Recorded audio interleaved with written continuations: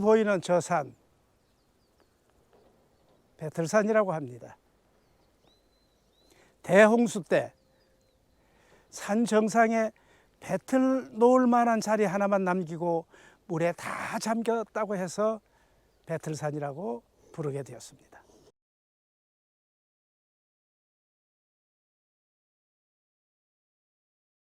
태초에 천지왕이 이 세상을 처음 열었을 때 하늘에는 해도 둘이요 달도 둘이었고 지상에는 사람도 말을 하고 귀신도 말을 하는 혼란한 세상이었다. 해가 둘이니 낮에는 뜨거워서 살 수 없고 달이 둘이니 밤에는 추워서 살 수 없다는 원성이 높아지자 천지왕은 두 아들을 불러 세상의 혼돈을 정리하라는 명을 내렸다. 맏아들 대별왕은 무쇠활을 들고 지상에 내려가 새벽 동이 틀 때 처음 떠오르는 해는 그대로 두고 두 번째 해를 무쇠 화살로 쏘아 떨어뜨렸다. 그리고 밤이 되기를 기다려 달 하나를 마저 떨어뜨리니 하늘에 해도 하나, 달도 하나만 뜨게 돼 살만한 세상이 되었다. 아우 소별왕은 저울을 들고 지상에 내려와 말하는 족속들을 모두 저울에 달아 100근 이상은 사람으로, 100근 이하는 귀신으로 분류해 사람은 이승에 살게 하고 귀신은 저승에 살게 했다. 이렇게 세상의 혼돈이 정리되고 지상에는 사람이 번성하게 되었다. 그러나 악인들이 득세해 인간 세상에 범죄가 만연하니 천지왕의 고민이 깊어져 갔다. 이 무렵 서북산 자락에 한 장자가 살았다. 스라의 자식을 12이나 두었는데 마음씨고 온 셋째 딸과 7째 아들을 제외하고 나머지 10명은 모두 심보 고약한 아버지를 닮아 남을 괴롭히고 해코지하기를 낙으로 삼는 악동들이었다. 어느 날 대문간에서 들리는 목탁 소리에 낮잠을 깬 장자가 소리쳤다. 얘들아, 저게 대체 뭔 소리냐? 웬 땡중이 시주하라는데요? 첫째의 대답이 떨어지기 무섭게 장자가 버럭 고함을 질렀다. 뭐라, 시주? 저런 시래비 아들놈을 봤나? 얘들아, 저 땡중이 다시는 우리 집에 얼씬도 못하게 다리 몽댕이를 분질러 놔라. 그 말을 듣고 아들 10명이 우르르 대문 밖으로 달려나가 주먹질, 발길질을 마구 퍼부으니 노수님은 견디지 못하고 그만 땅바닥에 털썩 주저앉고 말았다. 자, 스님, 시 좀 하듯이요. 첫째가 쇠똥 한 바가지를 스님에게 끼얹자 나머지 악동들이 왁자하니 웃었다. 해질 무렵 노스님이 무거운 발을 끌며 동구 밖을 벗어나려 할 때 뒤에서 부르는 소리가 들렸다. 셋째와 7째였다. 스님, 우리 형제들을 용서하시고 이걸 받아주세요. 셋째는 어머니 유품인 은비녀를 내밀었고 7째는 첫돌 때 받은 금가락지를 내밀었다. 시주님들의 고운 마음씨가 부디 하늘에다 천지왕의 노여움이 풀리기를. 합장을 하며 고개를 숙이는 노 스님의 눈에 이슬이 맺혔다. 노 스님은 천지왕이 악으로 물든 세상을 심판하기 위해 보낸 사자였던 것이다. 그날 이후 장자는 어인일인지 시름시름 앓기 시작하더니 이내 병이 깊어져 죽는 날을 기다리는 신세가 되었다. 이내 병이 깊어져 죽는 날만 기다리는 신세가 되었다. 장자는 자식들을 머리맡에 불러놓고 얘들아, 산머루를 먹으면 내 병이 나을 것 같구나. 누가 이 애비를 위해 산머루를 좀 따다 주겠니? 아무도 대답이 없자 장자는 첫째를 바라보았다. 첫째야. 나원 참 노망도 유분수지. 설도 아닌데 어디 가서 산머리를 딴대요?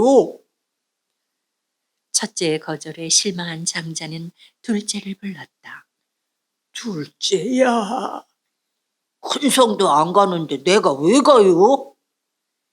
그때 셋째가 장자의 머리맡으로 다가가며 조용히 말했다. 아버지, 소녀가 가서 산머루를 따오겠어요. 그러자 일곱째도 나섰다. 소자도 누나와 함께 가겠어요. 고맙구나. 장자의 눈에 눈물이 흘러내렸다. 남매는 그 길로 집을 나섰다. 그러나 아직 산머루가 열리기엔 이른 계절이라 숲속을 아무리 헤매고 다녀도 산머루를 찾을 수 없었다. 그때 하늘에서 얘들아, 머루를 따려거든 속히 산 정상으로 올라가거라 하는 노 스님의 음성이 들렸다. 스님의 말을 따라 남매가 산 정상에 올랐을 땐 알알이 익은 산머루를 두 자루에 가득 채울 수 있었다.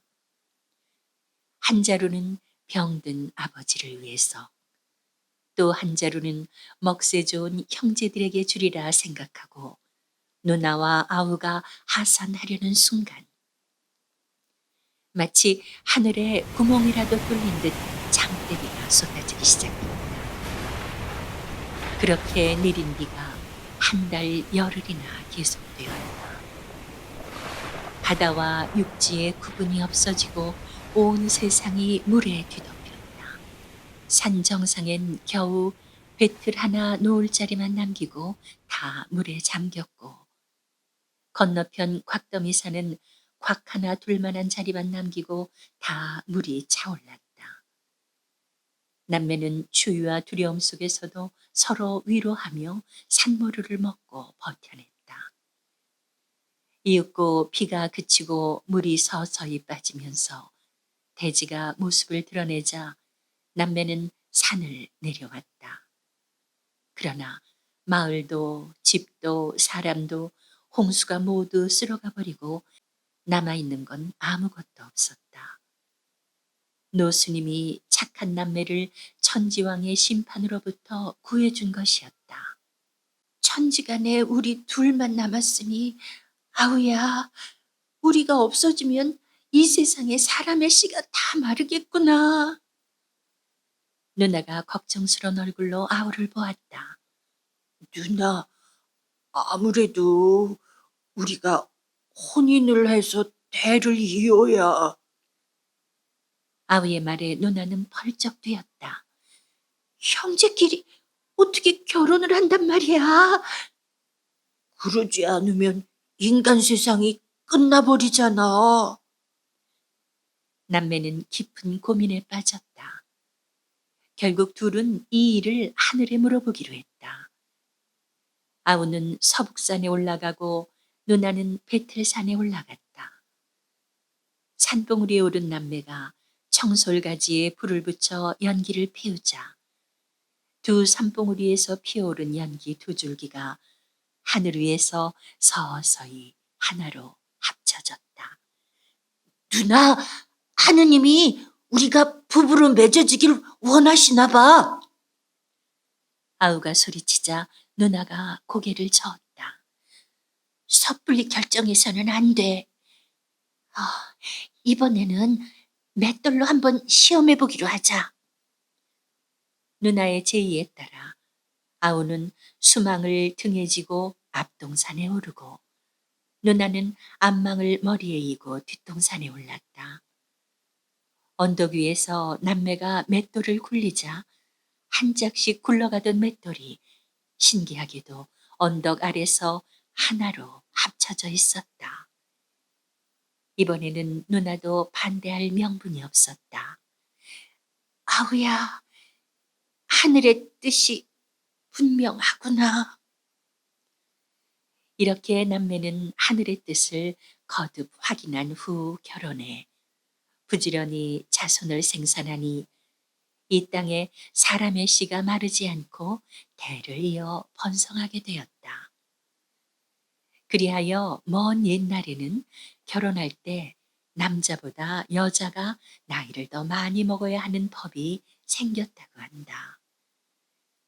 대홍수 속에서 선택받은 남매가 살아남아 인류의 새로운 조상이 됐다는 전설을 홍수 남매혼 설화라고 하는데, 이와 유사한 전설이 세계 곳곳에서 전해져 오고 있다. 지금도 지구 온난화로 인한 기상 이변과 코로나 바이러스 같은 질병이 인류의 생존을 위협하고 있다. 대홍수 전설은 신이 주신 이 세상을 잘 지키고 보존해야 할 책임이 우리에게 있음을 상기시켜 준다. 창원시 진북면 부산리에 위치한 베틀산은 인류 대홍수 때 배틀 하나 놓을 자리만 남겨놓고 모두 물에 잠겼다고 해서 붙여진 이름이라고 한다.